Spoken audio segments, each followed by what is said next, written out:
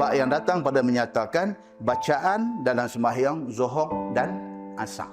Ketahuilah saudaraku, bagi waktu Zuhur dan waktu Asar itu ada bacaan yang tertentu dibaca oleh Nabi SAW pada masa Nabi menjadi imam. Nabi ada surah-surah tertentu yang Nabi memang selalu baca dalam Zuhur dengan Asar.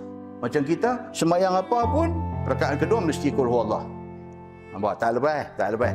Rakaat pertama ni dia domain wal asri, ataupun nak cantik lagi inna a'tayna. Cantik. Yang tu kita.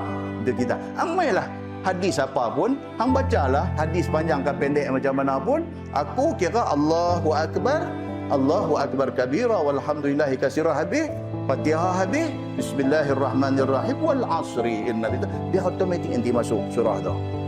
Begitu. Baik. So dia kata Nabi SAW ada sembahyang-sembahyang tertentu, ada surah-surah tertentu yang Nabi baca.